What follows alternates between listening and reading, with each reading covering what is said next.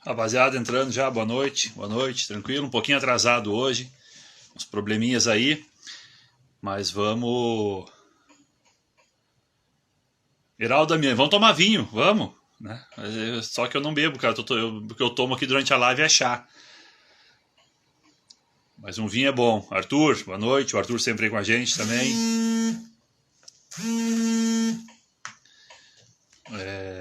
Acho que o Giovanni entrou aqui, né? Vamos dar uma olhada. Tá aí o Giovanni já.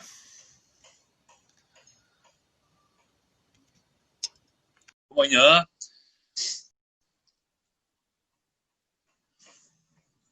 Só aguardando o Giovanni. Já mandei a solicitação. Boa noite. Tá aí o homem, ó.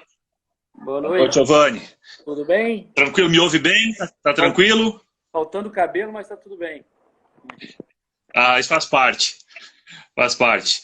Giovanni, muito boa noite, então, a gente dando sequência aí à nossa semana de aniversário, né? Dessas lives muito especiais aí durante a semana de aniversário.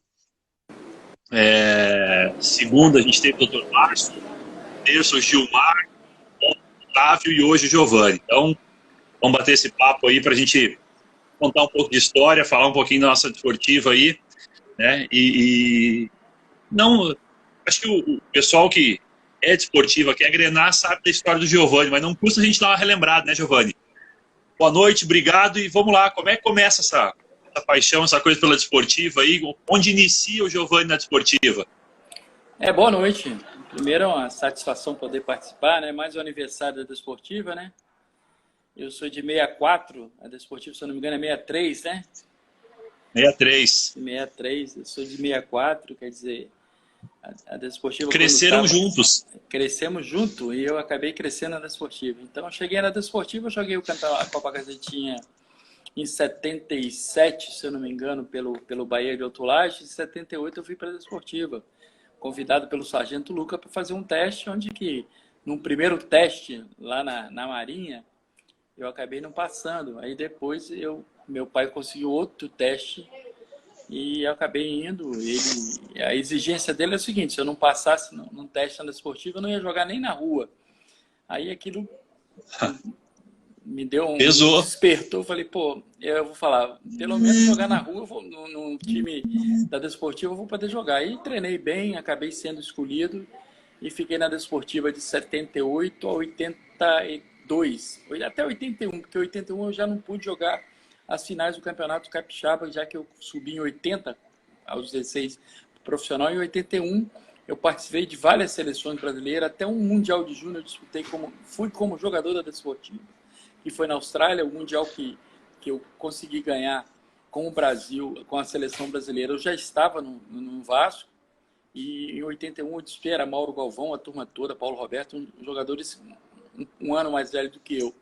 E aí começou a minha carreira, né? Jogando em várias seleções de base, joguei em várias seleções de base, e graças a Deus consegui começar na Desportiva e jogar na seleção brasileira, que é o principal de um jogador de futebol.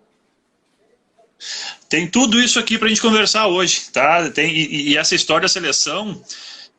vamos emendar com a seleção. Foi o primeiro Mundial Sub-20 que a seleção brasileira ganhou, né? Até então não tinha ganho o Mundial Sub-20, o de 83. 83, mas o primeiro Mundial, tô mexendo no meu cabelo aqui para me ver que eu tô careca mesmo, o cabelo caiu. Deixa eu te falar, o primeiro Mundial de Júnior que eu fui como meio campo, e eu fui reserva do Josimar, que jogou no Botafogo. Ele era meio campo. E eu era da Desportiva. Eu fui para esse Mundial de Júnior 80 e 81, que era Mauro Galvão, Paulo Roberto, Leomi, que é auxiliar do Abel. E nesse eu acabei não jogando nenhum jogo. Era o treinador nosso, era o Vavá.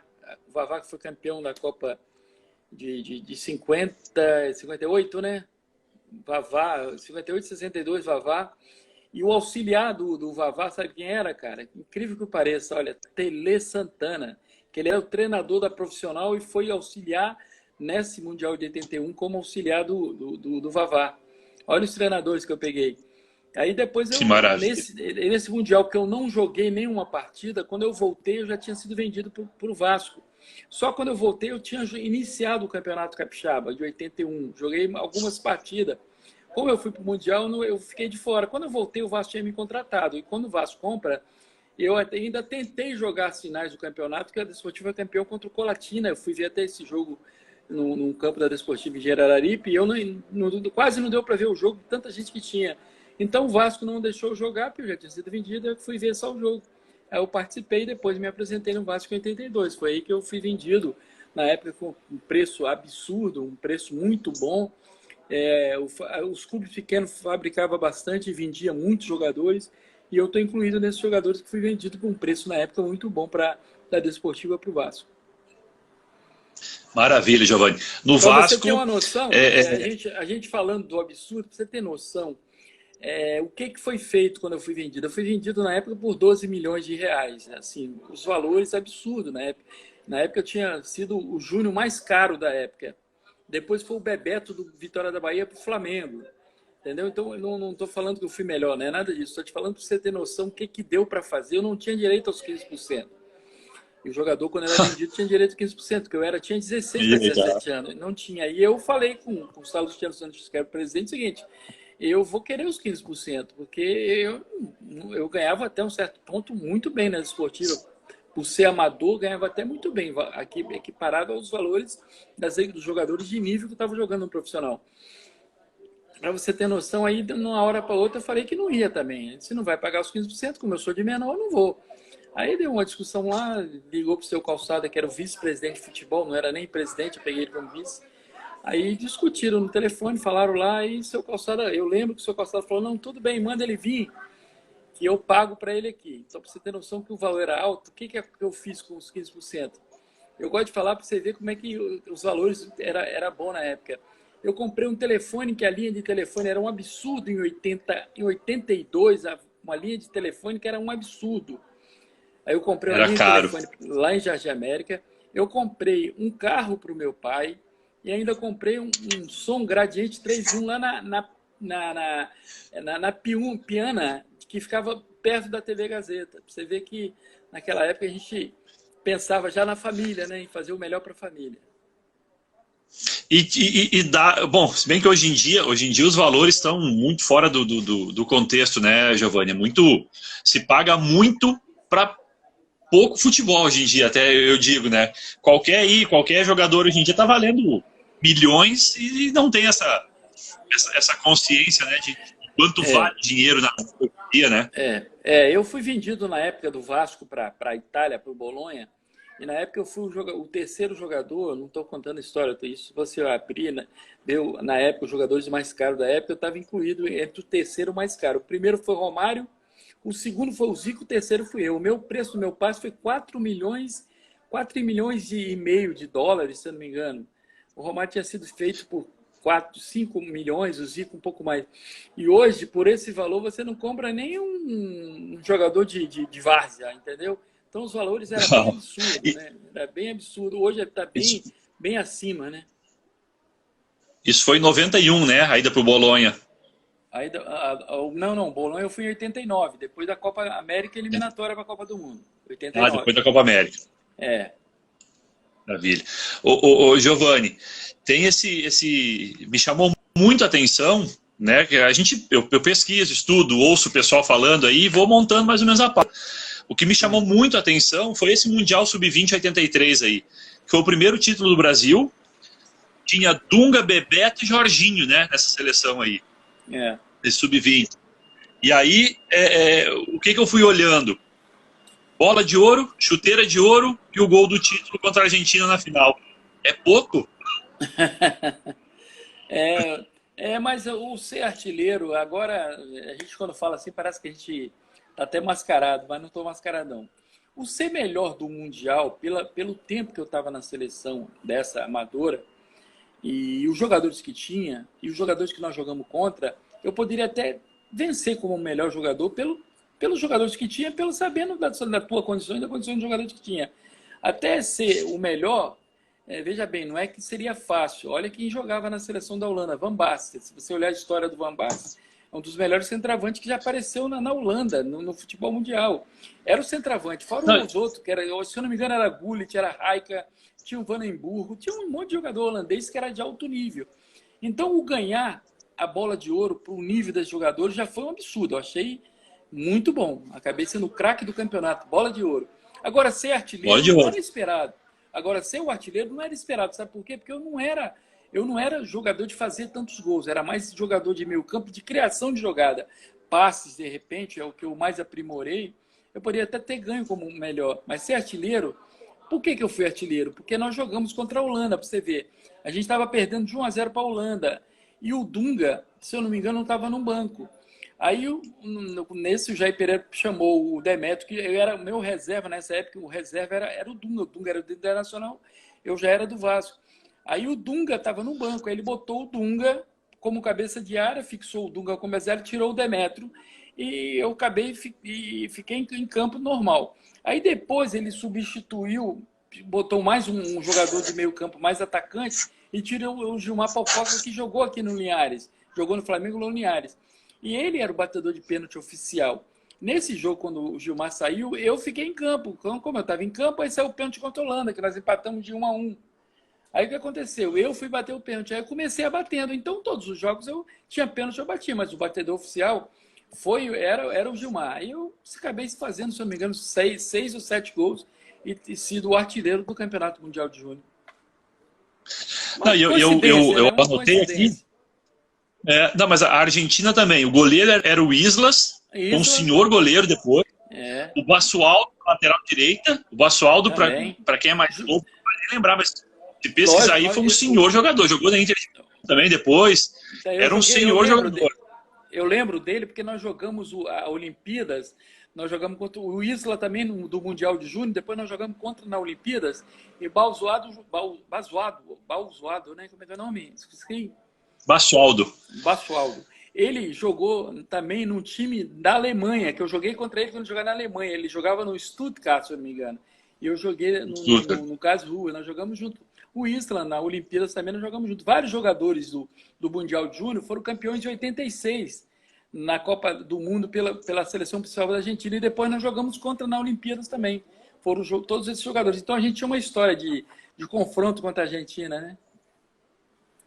Era uma eu olhei, eu assisti um pouquinho desse jogo hoje, foi pegado, né? Foi 1-0, um gol de pênalti, 38. E foi um jogo pegado, né? O pau cantou mesmo. O pessoal chegava junto. Nós já tínhamos jogado a final do Sul-Americano. E depois nós jogamos o final do Mundial. Jogamos várias partidas contra a Argentina. E a pegada era forte. E eu acho que se você viu o jogo, a coisa mais linda do mundo é o público do jogo no Azteca, no México, né? Você viu o público? 110 mil pessoas, já anotei aqui. 110 mil pessoas no jogo. 110 mil pessoas. E outra coisa, jogo meio-dia, porque como eu joguei no México depois, o jogo na Cidade do México, pelo fato de ter tourada, o jogo é domingo, meio-dia. Então, o final, não só desse Mundial, como o Mundial de 86, foi meio-dia. É um calor danado, mas a casa lotada. Aquilo empolgava a gente, né? E foi muito legal. Foi muito legal que o Brasil jogou muito bem. E a gente tinha um time muito certinho. Lembrando que nessa seleção, aí quando a gente fala de seleção, a gente não fala querendo desvalorizar ninguém, né? Nada disso. O Jorginho foi lateral esquerdo nessa seleção. Ele não foi lateral direito. O lateral direito era o Heitor. O Jorginho era bom, não era? Mas o Heitor era um grande lateral. O Jorginho foi lá para a lateral esquerda. Se eu não me engano, o Adalberto foi o lateral esquerdo reserva que foi dele. Mas eu lembro que o Branco, que foi campeão do mundo no profissional, ele foi cortado no Brasil. E o Adalberto, que era o lateral esquerdo do Flamengo, que foi o reserva. Então a nossa seleção era muito boa, muito bem treinada pelo Jair Pereira. O Paulinho era brincadeira também, né? Foi ele que sofreu o pênalti, né? Jogava demais o Paulinho. O Paulinho jogava demais. Teve uma época que eu estava numa fase daquelas que entrava em campo, não rendia, que quase que eu fui trocado pelo Paulinho. Quase que eu fui para o Fluminense e o Paulinho para o Vasco. O Fluminense que não quis. Ainda bem, né? Senão eu teria saído do Vasco. O Giovanni, o pessoal está pedindo aqui, o Roberto, contar o episódio que você quebrou o Klinsmann. Não, o Klinsmann foi adversário não só no pênalti, como na Olimpíada. Na Olimpíada eu também fiz um gol dele de longe. Nós ganhamos da Argentina de 1-0 em 88, na Olimpíada de Seul. Ele era o goleiro. Só que o goleiro argentino, ele joga acompanhando o jogador e olhando e vai se movimentando de acordo com o jogador. E eu fiz um movimento, não vou dizer que foi frango, não sei, mas ele foi só seguindo a jogada. Aí a bola do outro lado, ele foi seguindo a jogada. Quando ele voltou, eu peguei uma bola quase da intermediária e chutei no gol. Não foi forte. Só que o goleiro argentino, ele joga o jogo. Ele fica num gol, mas olhando, fazendo os movimentos como jogador. Então ele foi muito para o canto, se eu não me engano, no canto esquerdo. E eu bati no canto direito, tirando dele. Foi devagar, foi, mas só que ele estava tão posicionado, adiantado mais à frente, que a bola acabou entrando. Nós ganhamos a Olimpíada esse jogo. Quer dizer, eu já conheci o Isla há muito tempo, jogador argentino, goleiro argentino, joga bem adiantado. E também foi um pouco de sorte nesse gol. E aí a gente, num pênalti, eu já era cobrador de pênalti oficial, estava bem treinado, não só pelo treinador, mas também pelos treinos de pênalti que a gente batia. E graças a Deus, em todos esses 2 jogos, eu tive a felicidade de vencer da Argentina. Lembrando que a Argentina era uma seleção de alto nível. Era. Tanto que em 90 ela tira o Brasil da Copa, né? Logo em seguida. Ganha a Copa 90 de 86. Ganha de 86, em 90 ela perde para a Alemanha. Né? Cara, acho que foi o melhor período de 78 até 90, 92, foi o melhor período da seleção argentina. Giovanni, até o surgimento do Maradona, né? O João Guilherme aqui, ele acompanha sempre as nossas. Ele tá pedindo, fala do gol contra o rival preto e branco no Araripe no 4-1. Fez muito gol no rival, não? Eu não lembro se eu fiz tantos gols, mas esse gol foi importante na minha carreira, porque eu vou te contar o seguinte: esse gol me levou para o futebol. Eu já tinha jogado em seleção amadora, mas esse futebol aí, começo a contar essa história, que esse gol foi o gol do Fantástico uma vez. Tinha um gol do Fantástico, o gol do Espírito Santo era gol do Fantástico. O meu gol foi o gol mais bonito do Fantástico. E aquilo ali despertou interesse de vários clubes. Não despertou o interesse porque eu tinha feito só o gol. Foi que o Léo Batista, na narração desse gol contra o Rio Branco, nós ganhamos de 4-1, um jogo de 4-1 com o Rio Branco, um jogo decisivo. Era difícil, porque o time do Rio Branco era muito bom.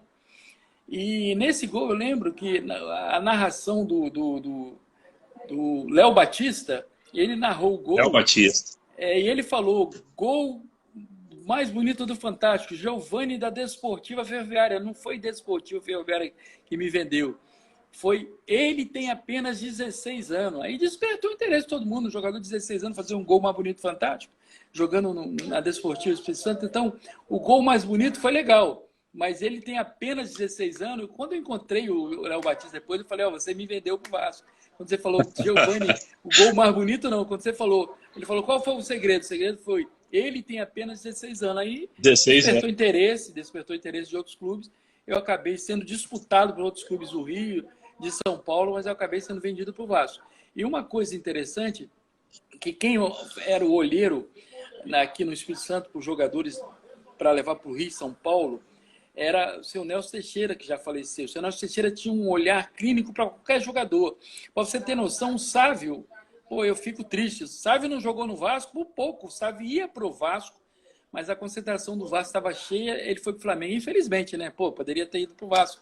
Mas tá bom, ele seguiu a carreira dele. Mas ele só não foi para o Vasco por isso. Então, eu acabei indo para o Vasco. E quando eu cheguei no Vasco, quem me comprou, o seu Nelson Teixeira, eu fui na presidência, que era o vice-presidente, era seu Calçada. Aí o seu Calçada me chamou para me apresentar, o seu Nelson me apresentou. Ele falou, menino, eu nunca vi você jogar, eu só te comprei porque o seu Nelson Teixeira falou de você. E o seu Calçada me comprou sem nunca ter me visto jogar, só de comentário. O seu Nelson Teixeira ficava em cima. Era o olheiro não só para a capital, para o interior. Vários jogadores Ele tinha parente em São Mateus, vários jogadores excelentes. Ele levou o futebol não só do Rio, como de São Paulo também. Maravilha. Ô Giovani, pessoal da Paraíba mandando abraço aí. O Otacílio Feitosa, falando que foi um ídolo lá no Botafogo, né? Para mandar um abraço. Joguei lá 6 meses. Um grande abraço, meu irmão. O Stefano Vanderlei aqui também. Cidade boa lá, né? Cidade do Mazinho. Nós fomos lá num lugar chamado Santa Rita, que é a área do Mazinho, e nós comemos uma feijoada lá maravilhosa. Sinto saudade. Um dia eu voltei lá, quando eu joguei no Botafogo da Paraíba. Tive muitos amigos lá, muito legal, cidade muito boa. Boa, terra boa. O Cléo comentando aqui, cara, isso aqui eu acho que é é um dos feitos que poucos ou não conhecem a existência de outro, né? Ser campeão juvenil, júnior e profissional no mesmo ano. Se você olhar no livro do recorde, eu acho que eu vou bater o recorde. Porque eu tinha 16 anos, 15 para 16 anos. Eu subi para o profissional. Só que quando eu estava já treinando, às vezes, no profissional, eu jogava no juvenil, que eu tinha idade. E depois jogava no júnior. Tinha, né, júnior, Júnior. jogava infanto. Era infanto e juvenil e profissional. Eram as três categorias. Hoje tem o infanto é o juvenil e o júnior, vamos dizer assim. Na minha época era só o infanto e juvenil e profissional. Aí eu fui me destacando, treinando bem e tal, o treinador me lançou no profissional. Só que nesse meio, o treinador Elci Rodrigues, eu jogava no infanto com Sargento Lucas, jogava no juvenil com Elci Rodrigues. E o Beto Prete chegou, que eu estava treinando até legal, me botou no profissional, eu tinha 16 anos. No mesmo ano eu fui campeão infanto, juvenil e profissional, que foi 80, que eu fui campeão nas três categorias, porque eu participei das três categorias. No mínimo que eu joguei em cada categoria dessa foram 5, 6 partidas. Então, quando você joga, só entra em campo, você já é campeão. Então, eu consegui nesse feito, não é porque jogava, não, nada disso, não. A desportiva dava oportunidade para a molecada. E me deu essa oportunidade e eu acabei sendo campeão infanto, juvenil e profissional. Ah, maravilha. Isso é algo que eu acho que não. Hoje em dia fica impossível de alguém conseguir bater essa marca aí. Hoje em dia não tem, acho que não se faz mais isso, né? Até porque os clubes são muito engessados também nessa situação. Eu queria ser jogador de futebol. Eu queria ser jogador de futebol da seleção brasileira. Esse era o meu sonho. Quando vou falar que eu queria jogar na desportiva, que eu queria jogar no Vasco, eu não queria nada disso. Eu queria, além disso, eu queria ser jogador profissional, jogar na seleção brasileira. E tudo tem que ter um começo. Aí a desportiva me deu essa oportunidade. E quando eu jogava na desportiva, o meu objetivo é o seguinte: eu tinha esse objetivo. Não é pela fama, pelo dinheiro, era pela gostar de um dia jogar na seleção brasileira. Eu sempre trabalhei desse jeito. Eu quero sempre crescer. Se eu chegar na desportiva, eu quero ir para um time grande. Não tinha nem nome de time grande qual que eu queria ser. Eu queria jogar no Rio de Janeiro. Depois do time grande, eu quero jogar na seleção brasileira. Da seleção brasileira, eu vou jogar na Europa. Quer dizer, esse foi de degrau em degrau que eu queria subir na minha vida como jogador profissional, que eu achava muito legal vestir a camisa da seleção brasileira. Eu conto até uma coisa interessante para você. Eu fui capitão da seleção brasileira na Olimpíadas e em alguns jogos da seleção, não só na Olimpíadas, como até em eliminatória. E isso foi uma coisa maravilhosa. Você ali na Olimpíadas, então, que tinha um hino, quando tocava o hino, você entrando em campo, tocando o hino com a faixa de capitão, aquilo era um orgulho. A gente tremia a perna, não é por medo do jogo, não, é porque o hino nacional realmente emociona a gente. 88, a final foi com a União Soviética, né? Esse jogo eu não gosto de comentar que eu fiquei de fora. Eu tomei amarelo contra a Alemanha e fiquei de fora da final contra a Rússia. Nós perdemos para a Rússia, que era uma bela seleção. Encontrei os jogadores do time russo, a maioria na Itália, na Juventus, no Sampdoria, no Napoli, vários jogadores, vários jogadores do Genoa, vários jogadores eu encontrei depois na Itália que jogaram no futebol italiano. Aquela seleção tinha Dunga, tinha Romário, tinha Bebeto. Não, Dunga não estava na seleção, não. Dunga depois Dunga, que foi. A Olimpíadas o Dunga não jogou, não. Jogou o Jorginho, ali só jogou o Tafarel, o Jorginho e o Romário e Bebeto. Da Olimpíadas, que jogou o Mundial, só esses jogadores. Tafarel era o goleiro, tinha o Zé Carlos também, que foi goleiro do Flamengo, tinha o Ademir, tinha o Nilton, de Andrade, Neto, João Paulo, que jogou na Itália também, lá, vários jogadores de alto nível, Batista, o zagueiro era Luiz, o André Cruz, tinha vários jogadores que jogaram. André Cruz jogou o Mundial. Ele era Ponte Preta, ele jogou nessa competição com a gente. Passou aqui, eu não vi o nome agora. Alguém pediu para contar uma resenha do Jair Pereira. Jair Pereira é uma figuraça também, né? Jair Pereira, eu lembro que quando eu fui para o Mundial de Júnior, eu já era do Vasco, a gente estava em Guanajuato. Eu tinha sido escolhido o jogador revelação do Campeonato Carioca, eu era bem novo. E ele me chamou na sala dele, lá em Guanajuato, antes de começar o Mundial, ele me chamou, eu tinha ganho um monte de prêmio, um jogador revelação. Ele me chamou na sala e falou mesmo assim pra mim, ó, eu sei que você tá jogando bem, você joga muito, aquelas coisas de incentivar o jogador. Mas não vai adiantar nada se você jogar muito e chegar aqui e não for o melhor da competição e o artilheiro da competição. O melhor, como eu te falei antes, eu poderia até ser, pelo nível dos jogadores, pela vontade de gente jogar, mas ser artilheiro, aí aquilo ali enchi de brilho, eu falei assim, eu preciso. Então acabei acontecendo tudo que o Jair Pereira falou, mas aquela maneira de te motivar para jogar. Então ali o Jair Pereira tinha uma situação engraçada, que ele ensinava muita gente, e ria o tempo todo, uma marra do caramba, mas era um cara que ensinou bastante a gente. O Cássio de Almeida aqui perguntando, como é que foi jogar com Roberto Dinamite e Romário?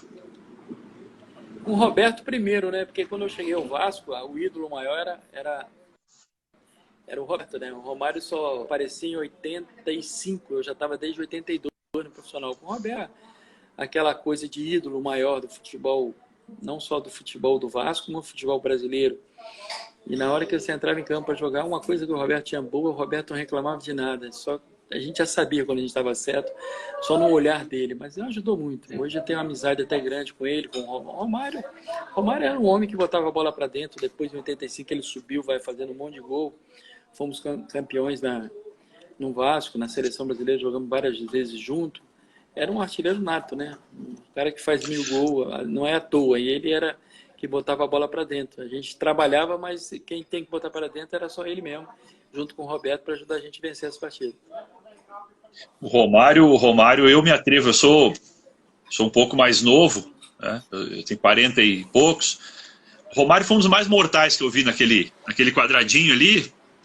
Era um toque na bola e pronto.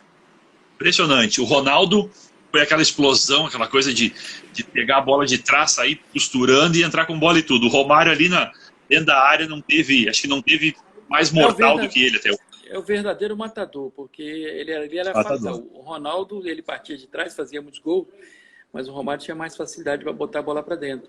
O goleiro soltava um pouquinho, ele botava para dentro. Eu joguei com vários centroavantes assim. Um deles foi o Cláudio Adão, o próprio Roberto.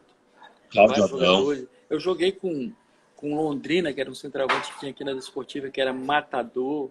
Tinha vários jogadores. Joguei aqui com Paulistinha, com vários jogadores que jogavam de alto nível. E o futebol capixaba era alto nível também, né? Então, esse matador do Romário, essa facilidade de botar a bola para dentro, as coisas pareciam fácil, né? Mas era fácil para ele, para a gente não. A gente tinha que preparar e ele botar a bola para dentro. Cada um na tua função, né? E Giovanni, pela Desportiva, grandes jogos que tu lembra, clássicos ou jogos que foram decisivos, o que pensando em Desportiva, qual é a primeira imagem que vem na cabeça de um jogo marcante? Quando eu joguei na Desportiva há vários tempos, né? Mas uma coisa que marcou mesmo na Desportiva foi quando eu tinha jogado a competição pelo Serra, e o Serra tinha sido campeão capixaba, eu fui pro Serra campeão capixaba, depois o Juninho, que é prefeito hoje, e o Silvério, quando eu vim para a Desportiva, eu pedi pro presidente da Desportiva para trazer junto o Juninho e o Silvério, porque eu nunca gostei de ser capitão, porque o capitão era muito visado, os caras ficavam, pô, você vai falar uma coisa, o juiz não deixa, porque você é o capitão, é mais velho também e tal. Aí o Silvério veio junto comigo para a Desportiva. E nessa situação eu lembro de que a gente estava jogando muito mal. O time não estava indo bem. Legal. Aí eu cheguei fui substituído, estou passando assim, teve um torcedor, mas ele me xingou da Desportiva, xingou de tudo quanto é nome, mas você imagina, depois de velho ser xingado daquele jeito. E eu lembro disso porque foi uma coisa que marcou na minha carreira. Eu olhei para ele e falei assim, ó, o campeonato está no meio do campeonato. Você está me xingando agora, mas você vai me aplaudir. E aquilo ali só me ajudou a treinar e aprimorar e a melhorar. Aí, o que aconteceu? A Desportiva quase que não classifica para o Campeonato Capixaba. Aí classificamos, chegamos à final e fomos campeões de Capixaba. Esse torcedor passou perto de mim, ele nem lembrava mais. Eu olhei assim, eu falei para você que a gente ia ser campeão. Então foi uma coisa marcante. Foi o campeonato, se eu não me engano, de 2000. A Desportiva ganhou do Estrela lá e ganhou do São Mateus, que era o melhor time, e o Linhares. Nós ganhamos, e o treinador era o Marcos Nunes. E nós ganhamos o campeonato capixaba, onde que ninguém mais esperava. Eu acabei fazendo alguns gols importantes, então ficou marcado na minha carreira. Pessoal de Alfredo Chaves aí mandando abraço. Grande é o Baiano. Chaves. Grande Baiano. O Breno grande abraço, Baiano. O Breno falando que Cláudio Adão também vestiu a camisa grená. Cláudio Adão jogou no Vasco. O Cláudio Adão, quando eu cheguei no Vasco, o Cláudio Adão tinha sido vendido para a Arábia Saudita. Aí abriu uma vaga no meio campo. Como eu tinha chegado no Júnior, fiquei 2 meses, aí o Joel me encaixou ali, Joel. É o treinador do Júnior, não. O treinador do profissional já era o Lopes. O Lopes me chamou para tapar o buraco, acabei ficando no profissional. Em 2 meses de Rio de Janeiro, o Cláudio Adão jogava. Depois eu joguei com o Cláudio Adão no próprio Vasco, que era um belo centroavante. A Mariana falando aqui que não se vê mais jogador do teu porte hoje, né? Que só tem pipoqueiro. Né? Parabéns. Isso, Mariana. Obrigado.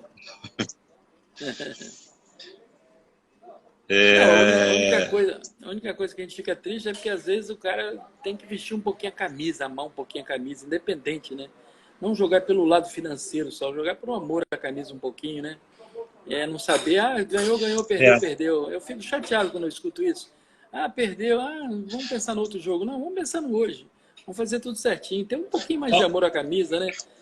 Não jogar pelos valores, falta um pouquinho mas jogar pelo amor. Um pouquinho de identificação hoje em dia, né, Giovanni? Mas olha que tem algumas coisas que eu não deveria nem estar falando isso. Mas tem algumas coisas que, às vezes, os clubes não estão nem aí para você também, quando você está numa situação difícil. Acabamos de perder um grande amigo aí, que jogou no Bangu, o Marinho, estava jogado lá. Eu acho que os clubes também não olham do lado desses jogadores. Graças a Deus eu não preciso de reclamar nada disso. Mas, às vezes, o cara nem reconhece. O jogador está precisando, às vezes, de uma ajuda, de alguma coisa. E às vezes os clubes deixam ele de lado. Então, mas é por isso que às vezes o próprio empresário prepara o cara para, quando ele estiver parando, ele ter uma condições boas para não ficar dependendo de nada. E às vezes esse amor à camisa está partindo desse lado aí. As pessoas estão olhando, sabendo que o clube, na hora que o cara está numa situação não boa, o clube abandona um pouco o cara. Pelo menos ajudar em alguma coisa, não estou falando financeiro, ajudar em alguma coisa, botar para trabalhar no clube, para ajudar financeiramente também, seria importante. Então, esse amor à camisa, a gente, quando entra em campo, a gente tem que ter, sim. Valorização de quem fez história, né? De quem ajudou tanto tempo. Eu acho que isso é interessante. Eu lembrei do Marinho aqui, como posso lembrar de vários que tiveram final de vida aí muito difícil, e ninguém pensou em nem fazer uma cota, né? Uma cota para ajudar. Eu sei de várias histórias que entristecem a gente. Mas eu não vou falar muito sobre isso, porque quando eu vestia a camisa, tinha amor à camisa que eu vestia, independente se era torcedor ou não, mas o amor à camisa do clube ali, lutar para fazer o melhor para o clube, isso eu acho que o jogador nunca pode perder. O Pedro Luiz aqui falando, se tu lembra do José Roberto Reit, pegava no teu pé o Reit mesmo, não? Eu estava chegando no Rio, né, em 82, teve um jogo lá que ele me chamou de folgado o tempo todo, né? Mas olha o time que estava, o Flamengo tinha sido campeão do mundo, cara, com aquele time massa. A gente jogava, a gente às vezes chegava atrasado na bola, chegava atrasado, pegava mais o jogador do que a bola. E teve uns lances lá que ele falava comigo, eu falava... Aí eu via que outros jogadores, não vou falar o nome, que você sabe, os ídolos dos 2 clubes, ele falava calminho comigo, eu falei, pô, só quer gritar comigo? Ele falou, seu menino folgado. Quer dizer, esse detalhe ninguém sabe. Foi a primeira vez que um árbitro de futebol entrou num jogo com microfone, né? E eu fui bem falado. Ele me chamou de folgado várias vezes. E isso tem. Se você entra na internet, você vê isso aí, você morre de rir. Mas eu não era folgado, não. Eu queria só vencer. Ainda mais clássico, né, Giovanni? Vasco e Flamengo é uma rivalidade absurda. Mas eu tenho a felicidade de ter ganho mais do que perdido. Mesmo com aquele timaço do Flamengo, nós ganhamos mais do que perdemos. Uma vez eu estava num programa, numa matéria com o Bebeto, que jogou uns 2, né? No Vasco e no Flamengo. Aí o cara perguntando, eu falei assim, não tenho dúvida que eu ganhei mais do que perdi. Aí o cara falou, realmente, eu tinha 4 ou 5 vitórias a mais do que o Bebeto, sobre o Flamengo. Com o Bebeto em campo. Que beleza. E até com o Maurício. O Maurício aqui mandando abraço de Cuiabá, vascaíno, lá do Mato Grosso, mandando um abraço para ti aqui. Um abraço para ele. Valeu, Maurício. O Xande aqui de Ilhota, Santa Catarina. Ou seja, a gente adentrando o Brasil aí na live. Você tá onde? Eu tô em Vila Velha, aqui na Praia da Costa. Você tá onde? Eu tô em Porto Alegre.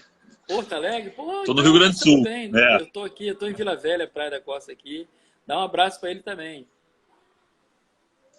O Gianni aqui falando, o Felipe também falando, né? Segredo da cobrança de pênalti, que batia falta como poucos. O bater na bola era característico, né, Giovanni?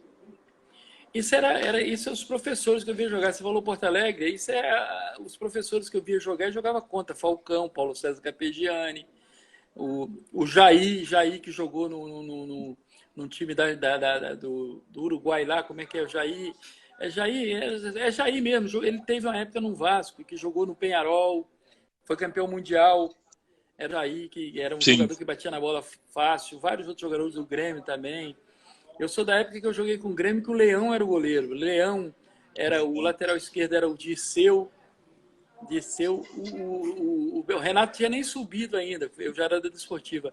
Jogava o Tarcísio ponta direita. Baltazar estava chegando. Baltazar.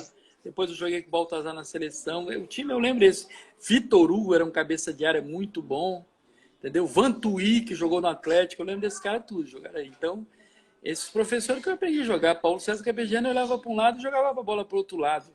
Isso naquela época, 70 e cacetada, né? Aí o cara falou, pô, o cara fez hoje. O Paulo César Capeggiani, o Falcão, esses caras faziam tudo há 200 anos atrás. Então, esses professores ensinaram a gente. Fora o Rio de Janeiro que eu vi, Minas Gerais, eu tive a felicidade de jogar na seleção com o Reinaldo e contra o Reinaldo. Toninho Cerezo, Éder, que jogou também no Sul.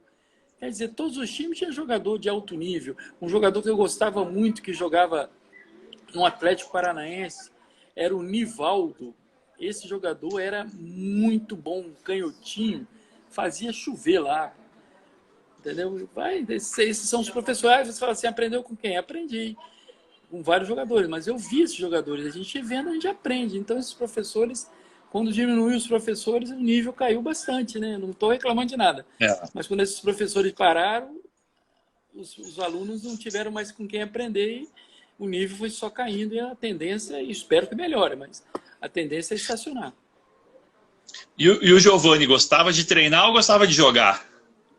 Eu gostava mais de jogar do que treinar. Treinamento a gente gostava. Eu treinava muita falta, muita batia de bola. Você estava falando sobre o pênalti, né? A falta, por exemplo. O Roberto, eu acho que as pessoas que estão assistindo, ex-jogadores ou mais jovens, têm que entender.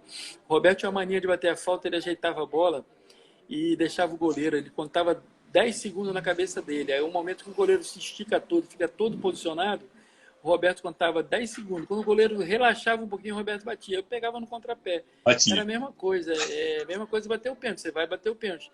Você vai olhando o goleiro. Se o goleiro mexer, vai facilitar para você. Agora, se ele não mexer, você aumenta a passada e bate rápido. Aí não dá tempo dele chegar. Então, tudo são aulas que a gente aprendia com os professores. Não os treinadores só. Com os jogadores que a gente jogava contra. E a gente via. O Falcão, não vou nem falar o que eu pensei aqui, o Falcão dominava a bola em qualquer lugar, parte do corpo do Falcão, a bola batia e ficava, pô.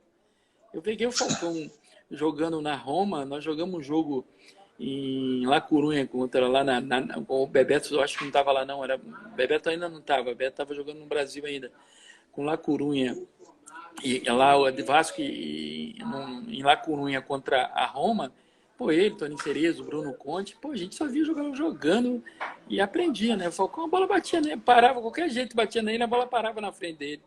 Então, isso são os professores que a gente aprende. Fora o Zico, o Roberto Dinamite, o próprio Romário, que é mais novo, artilheiro para fazer gol, a gente, pelo menos, alguma coisa a gente aprende, né? Maravilha. Mandar um abraço aqui o pessoal vascaínos de Mauritino, Ceará. Mauritino e Ceará. Nós estamos indo longe. Beleza. Um abraço aí, vascaíno. Parece que o Campeonato Carioca volta agora, né? Hoje tem Flamengo e Bangu. A televisão não está passando mais não, parece. Eu não sei, eu não vi como é que ficou. O Cássio aqui falando que foi injustiçado por Lazzaroni, que 90 deveria ter ido para a Copa. Também se acho. sente injustiçado? Também acho. O Lazzaroni me tirou uma Copa que eu poderia ter disputado. E ele sabe por quê, não vou falar por quê, mas ele sabe por quê, né? Eu acho que naquela época eu estava incluído entre os melhores da posição. E acabei ficando fora dessa Copa aí de 90.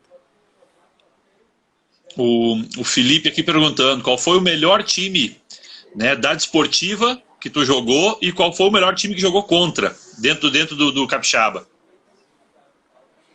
A Desportiva, no Capixaba tinha vários times que era difícil jogar. Rio Branco, o Colatina, em Colatina era dificílimo. Todos os times era difícil jogar. Qualquer jogo no Campeonato Capixaba era briga de cachorro grande, entendeu?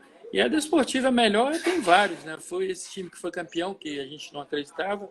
E o time de 80 também, que tinha vários jogadores. Depois nós disputamos o Campeonato Brasileiro com esse time, que eu te falei que eu joguei contra o Grêmio, que era vários jogadores. Vicente Cruz, Vicente, o lateral esquerdo, Edmar, Londrina, Paulistinha, Marcos Nunes, Evandro, vários jogadores. Eu tive vários jogadores de alto nível. O jogador que eu era fã dele, que nem jogava, às vezes jogava e às vezes era reserva, era o Eli, que jogou no Rio Branco, era um belo meio-campo, que me inspirou muito em ser jogador de futebol, pela elegância e pelo estilo de jogo que eu gostava de ver jogar. Um jogador que saía para o jogo direto. E esses são os jogadores que a gente ficava admirado. Fora aqui no Espírito Santo, o Baiano, o Evandro, vários jogadores, o Lande que jogou aqui, Neguinho, o João Francisco, era fora do comum, um jogador de alto nível. Quer dizer, a gente não tinha só os professores que jogavam nos times do Rio, São Paulo, Minas, não. A gente tinha os professores que jogavam e a gente vê de perto. Ver de perto é melhor para aprender, né? E a gente viu de perto e começou a acompanhar para aprimorar e melhorar em alguma coisa. O Leonardo aqui falando, perdeu 2 pênaltis na carreira, contra o Olaria e contra o Atlético Mineiro. Isso mesmo, ele acertou. Ainda bem que contra o Atlético a gente já estava ganhando bem, eu acabei perdendo, mas nós ganhamos o jogo. E contra o Olaria nós empatamos de 1-1. Era o gol que poderia a gente chegar na final. Podia ter chegado longe em 89 na competição. E teve uma pergunta aqui, o Cleber até está me lembrando mesmo. O pessoal pediu para comentar um gol olímpico que fez contra o Estrela. Rapaz, e a gente estava numa luta danada. Ganhar do Estrela lá era difícil, né? Foi lá no Sumaré o jogo? Sumaré foi. Aí teve. O Juninho fez um gol de perna esquerda, e ele direito já não é tão bom, né? Juninho, que é prefeito hoje. De perna esquerda, direita ele já não é tão bom. De perna esquerda ele fez um gol. Certo. Mas foi legal porque a gente estava num jogo difícil. Aí eu fui bater o escanteio, a bola passou rente mais baixo a trave e entrou, né? É uma questão de posicionamento, porque sempre quando você bate escanteio, você sempre bota o cara na frente ali para a bola não passar na frente do goleiro. Eu acho que foi falta de posicionamento ali, de repente a gente tem que dar um pouco de sorte nessa hora. E o gol foi bonito, mas eu dei um pouquinho de sorte que os caras não fecharam e a bola passou onde não tinha outro lugar para passar, acabou passando. O Marcelo aqui falando que é flamenguista, mas sempre foi fã do teu futebol, e aí ele já emenda. Ele pergunta aqui, Giovanni, se arrepende de alguma decisão na carreira? Eu acho que poderia ter, não é que arrepende, ficamos tristes. Eu poderia ter esperado a Copa do Mundo para depois ter ido para a Itália. Poderia ter esperado acabar a Copa, jogar essa Copa de 90 como jogador do Vasco, que com certeza eu estaria na Copa como jogador do Vasco, jogando no Brasil. E depois poderia ter ido até para um time melhor, para o próprio Bolonha, mas poderia ter esperado um pouco. Isso não é arrependimento, mas eu acho que eu poderia ter pensado um pouquinho mais. Mas o lado financeiro era muito alto na época. A independência é onde que todos desejavam, né? E foi uma coisa assim que você não podia pensar 2 vezes, que era a tua carreira, a tua vida profissional e a tua vida até financeira. Foi muito bom na época, os valores que foram feitos, e eu pudesse ter esperado um pouquinho, também poderia ser melhor. E para quem é mais novo, né, Giovanni, não vai lembrar, mas o início da década de 90, o futebol italiano era o auge do futebol italiano, né? É o que o inglês é hoje. Hoje todo mundo quer acompanhar o campeonato inglês. Na época era só o italiano. Eu sei que a Bandeirantes passava jogo 9 da manhã, 10 da manhã, 11 da manhã, no sábado, domingo, do campeonato italiano. Certo. Para você ter noção, o futebol italiano era o futebol onde que tinha só jogava dois estrangeiros, não tinha mais do que dois estrangeiros, depois passou para três. E Aloísio, que é do Sul, ele jogou na Olimpíadas com a gente, jogou nesse Mundial de Júnior. Aloísio, zagueiro, que jogou no Porto, jogou no Barcelona. E depois que acabou a Olimpíadas, o Aloysio chegou a me ligar. Ele, se estiver assistindo, ele vai lembrar disso. Ele me ligou perguntando se eu tinha interesse de ir para o Barcelona. Naquela época era o Cruyff treinador, se eu não me engano. E ele perguntou. E eu lembro que eu respondi para ele que eu já não tinha como, que eu já estava sendo vendido para o Bolonha da Itália. Não é que eu rejeitei o Barcelona, é que o futebol italiano era o futebol na época. Todo mundo queria futebol italiano. Você vê, o Napoli tinha Maradona, Careca e Alemão. O Milan tinha o Rijkaard, Van Basten e Gullit. A Inter de Milão tinha os três alemães, que era o Klinsmann, o Brenner e o Matheus. Entendeu? A Sampdoria tinha Toninho Cerezo, o Vitor e, se eu não me engano, era um outro atacante lá. Para você ver, o time era do Gênova era Rubem Paz, Aguilera e Perdomo. Era só os estrangeiros do mesmo país que ia, às vezes, para o mesmo clube. O Evaí, Canidia, e tinha um sueco lá que jogava na equipe da Atalanta. Era time de alto nível, né? Entendeu? Então, todo mundo queria jogar no futebol italiano. Eu tive essa felicidade de ir para o futebol italiano, que era a fase de todos os jogadores que iriam no futebol italiano, até pelo lado financeiro, que era muito bom. Varia muito de épocas em épocas, né? Porque essa época foi do italiano, depois o espanhol teve uma época de ascendência muito grande, e hoje acho que o inglês que é o que está mais em evidência, assim, né? A pessoa procura muito o inglês, um pouquinho do alemão hoje também. Eu fui para a Alemanha, no caso, depois do italiano, eu fui para o alemão, que tinha sido campeão do mundo, né? Eu peguei o Oliver Kahn, foi o goleiro que jogou comigo, porque eu sou mais velho que ele, no Karlsruhe. O Mehmet Scholl, que é um jogador conhecidíssimo na Alemanha, também jogou comigo. E vários outros jogadores que jogaram no Bayern de Munique. O Jorginho estava indo para o Bayern de Munique. E vários jogadores estavam indo para o Bayern de Munique na época. O Jorginho jogava no Bayern Leverkusen e foi para o Bayern de Munique. Nessa época eu estava na Alemanha. Entendeu? O Romário jogava na Holanda. Lembro de tudo isso. Então, o futebol realmente era bem, vamos dizer, várias seleções era de alto nível no futebol mundial. Uma pergunta, cara, muito interessante aqui. Vou até agradecer o Cássio aqui. Como é que era o relacionamento e como é que era a vivência com o Eurico Miranda, cara? Era boa. Quem não conhece o Eurico de conhecer ele, conhece de TV, falastrando daquele jeito dele, mas como é que ele era na intimidade? O Eurico era o tipo do cara que é Vasco e primeiro lugar, né? Se você fosse um jogador que dava um retorno dentro de campo, ele não queria nem saber do coração dentro de campo, ele te dava condições muito boas. E o Eurico nunca deixou de apoiar os jogadores. Eu lembro que tinha um jogador lá que Dante foi um supervisor que teve no Vasco na época, e tinha um tal um menino que morava ali na Cidade de Deus, no Rio de Janeiro. Ele é Ronald. Aí ele era um lateral direito, ele quase não tinha oportunidade de jogar, mas ele tinha um contrato com o clube e o Eurico gostava muito dele. E isso é coisa de Eurico Miranda, né?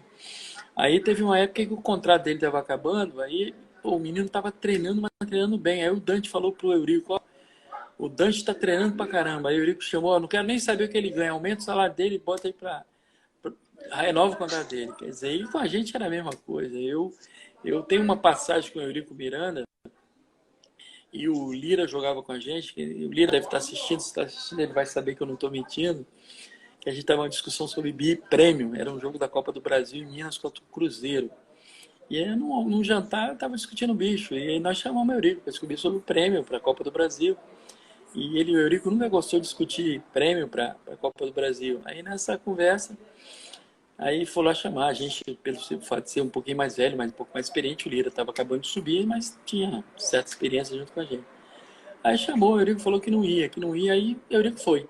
Quando o Eurico entrou na sala, quem entra lá no quarto, o primeiro era o Lira de frente. Aí o Eurico olha assim e fala assim: o que é? Aí o Lira foi o primeiro a falar. Não era o primeiro, nem o capitão do time ele era, não precisava nem de falar, deixava o outro falar.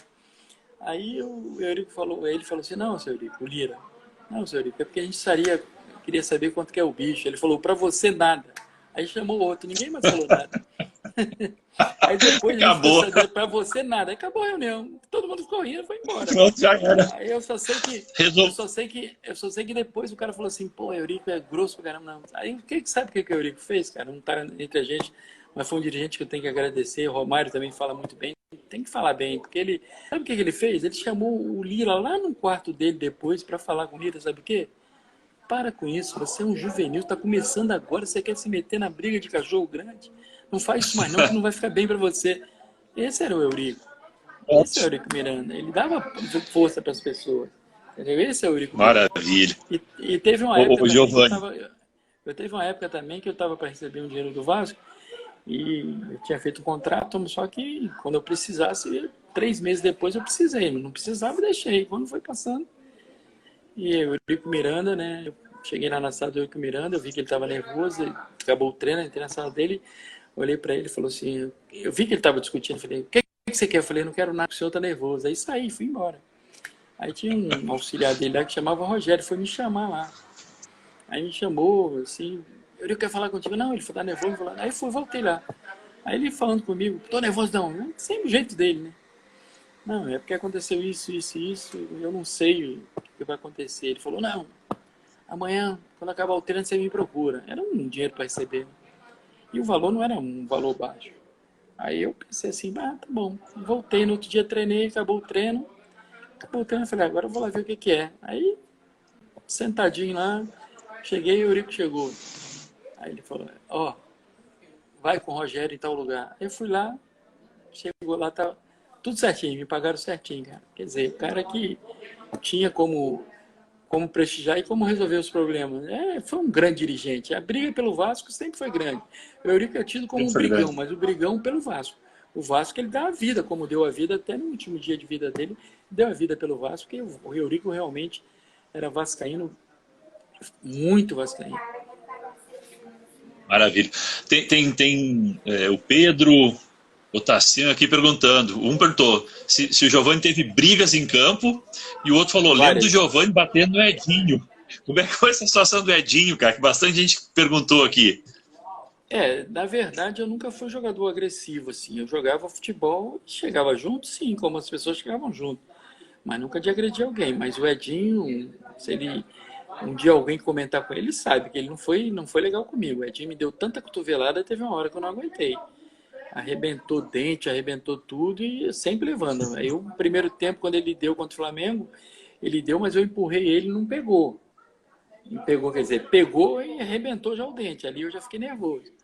Aí toda hora que eu ia por cima dele, ele tentava se defender. O que eu fiquei mais triste é porque o Edinho, pela categoria, pelo jogador que era, o Edinho está incluído entre os melhores jogadores da posição do mundo, né, do Brasil. Era um belo jogador, não precisava de usar de violência para parar. Eu baixo, Edinho altão.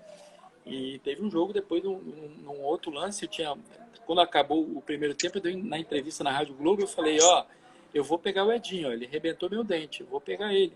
Quer dizer, eu falei, garoto, né? Mas eu já tinha esquecido. Foi pro vestiário, o treinador falando comigo, esquece, vamos jogar bola. Aí eu entrei para jogar bola. Aí no lance lá que eu participei, eu dei a bola pro Luiz Carlos e passei na frente.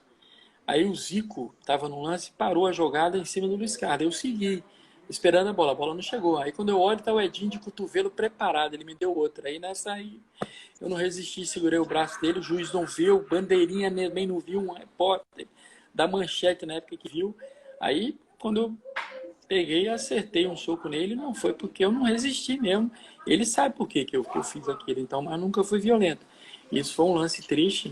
Hoje, tanto de câmera que tem, não tem nem como fazer, né? Mas realmente não, eu fiz porque realmente eu fui muito massacrado, várias cotoveladas no rosto que eu levei, tive problema de dente, que ele arrebentou 2 dentes, mas você vê em 87 acontecendo isso, para resolver o problema de dente, era difícil. Era difícil. O Marcelo perguntou aqui se tinha alguém na Desportiva ou na base do Vasco, né, que tu achava que subiria, que teria futuro e acabou não vingando. É muito difícil falar. Tinha muita gente boa, muita gente que jogava muito bem, mas eu peguei uma safra boa que todos eles renderam bem. Peguei Bismarck, Sorato, peguei Bismarck. o próprio William, que era um belo jogador, entendeu? Vários jogadores de alto nível. Sorato foi artilheiro, foi campeão brasileiro, fazendo gol na final. E muitos jogadores. Também pegamos jogadores que era tido como fera, mas aquele papo de jogador de futebol, a máscara tomou conta. Porque é a única profissão do mundo. Se você é cantor, você entra para cantar, você vai cantar com máscara ou sem máscara, você vai cantar normal. Se você é mágico, você vai fazer a mágica normalmente. Jogador de futebol é a única profissão onde que você começa a se achar que é bom demais. A bola dentro do gol, ela não entra, bate na canela e não entra. Você erra passe bobo.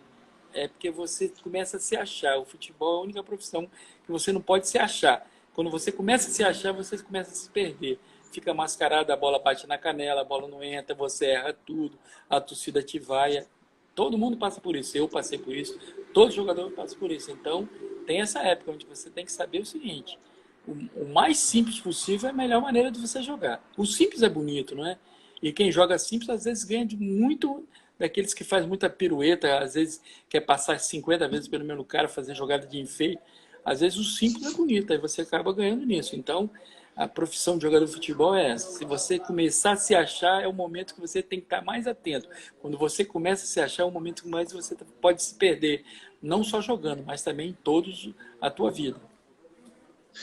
Giovanni, nós estamos com 57, 3 minutinhos para encerrar. E aí eu Sim. ia emendar, o Cléudio colocou a pergunta aqui. Tem acompanhado a Desportiva, o momento dela, essa tentativa de resgate da Desportiva? Como é que está enxergando a Desportiva? E o Giovanni tem vontade de estar próximo de novo da Desportiva, de repente vir para ajudar, de estar junto dentro desse processo aí? Seria muito bom, né? Poder ajudar é sempre importante. De que maneira eu posso ajudar, a gente pode ver, né? Não posso fazer o mesmo esforço, que não tem nem condições físicas, nem como fazer, né?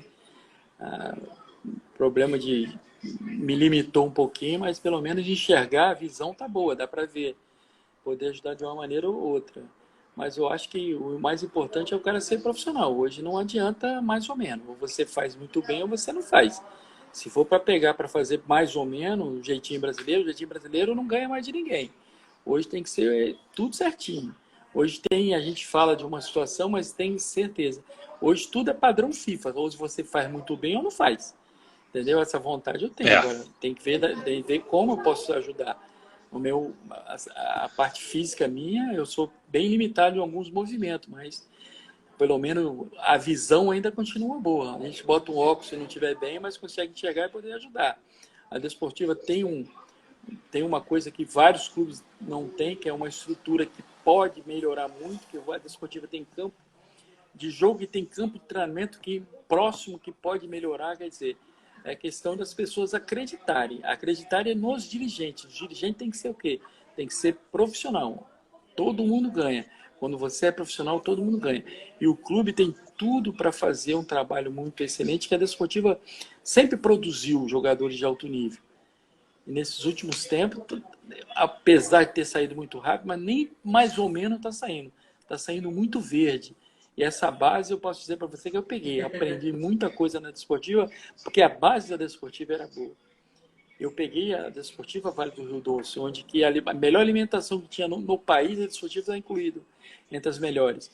A concentração estava incluída as melhores. Isso é que dá retorno? Sim. Primeiro você tem que dar um passo para trás, saber que você tem que ter uma estrutura boa. A estrutura boa, você consegue patrocínio, você consegue valorizar jogador, mostrar vários jogadores de futebol brasileiro e trabalhar com jogadores para a seleção de base. Se eu não me engano, eu fui o último jogador a sair da Desportiva para a seleção brasileira de base. E os jogadores de nível aqui, nunca mais eu vi jogador sendo convocado jogando na Desportiva. Eu lembro.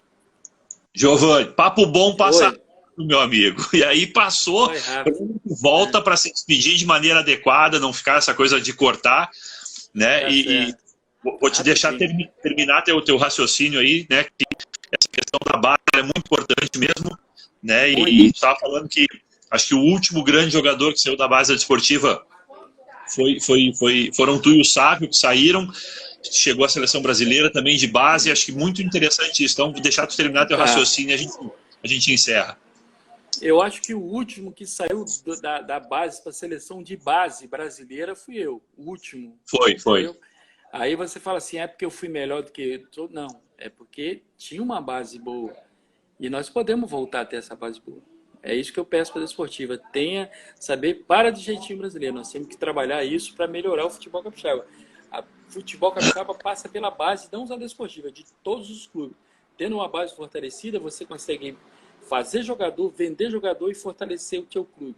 É isso que eu peço. Mais profissionalismo para a gente poder sair e voltar a disputar campeonato da primeira divisão, que eu tive a felicidade como jogador da Desportiva ter jogado o Campeonato Brasileiro da primeira divisão em 81, que foi muito importante na minha vida.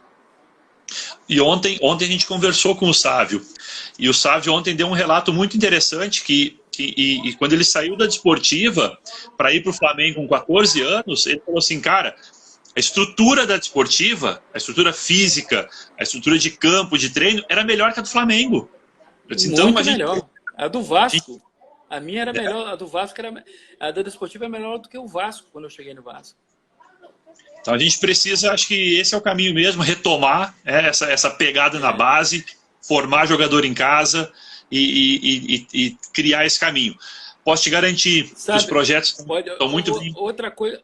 Outra coisa que eu queria dizer para você é o seguinte, é você fazer uma base fortalecida, onde que o jogador tenha primeiro interesse em se fortalecer na base do clube. Ele sabendo que ele tem estrutura, ele se fortalece, ele só ajuda o clube e vai ser ajudado. Se ele pensar assim, eu acho que dá para fazer muitos jogadores de alto nível aqui, tá bom? Excelente. Giovanni, te agradecer demais o papo, cara, foi extremamente interessante, é muito bacana reviver. Eu tô desde janeiro na Desportiva, botei a cara aqui para fazer essas lives aí, sou meio carudo mesmo, vou embora. E vai dar certo. Tá tendo uma repercussão muito bacana e conversar com esses ídolos, com essas pessoas que nasceram na Desportiva e que têm esse imenso carinho pelo clube, mostra que a gente está num caminho certo. E aí, reiterando aquilo que tu falou antes, quando a gente falou em relação ao Marinho, nós temos uma preocupação muito grande em resgatar, em fazer lembrar, trazer esses ídolos de volta para o nosso lado, trazer esses ídolos de volta para a Desportiva e não deixar ninguém morrer no esquecimento. Pelo contrário, a gente quer todo mundo sempre atuante, próximo da Desportiva, porque foi ali que vocês se forjaram e é aqui que a gente quer continuar formando Giovanni, formando Sávio, formando Edmar, formando outras figuras que a gente ainda vai conversar e vai poder passar. Então te agradeço demais a conversa, te agradeço demais o papo, cara, e desejo toda a sorte do mundo aí na continuação aí. Meu obrigado. Um abraço, valeu, um abraço, um grande abraço. Valeu, obrigado. Tchau.